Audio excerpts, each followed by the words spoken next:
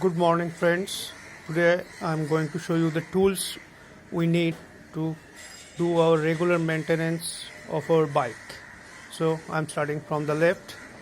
Here is copper ear ring spanner sets. Code is 1808. There are 8 pieces. Then one minus screwdriver, one plus screwdriver.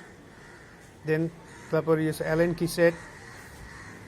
Then sandpapers of different grades, P100 butter paper, 80 the normal sandpaper, the nose plus, the pipe to drain out the excess disc brake oil while doing the bleeding, a small brush, then small pieces of the sandpapers to clean the spark plugs.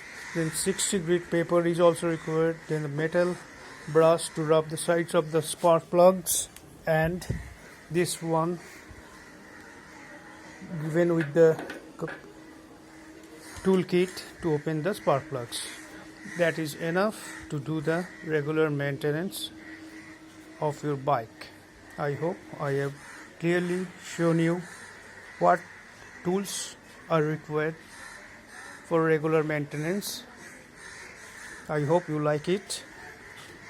Have a nice day, drive safe, and keep watching my channel and do subscribe my channel.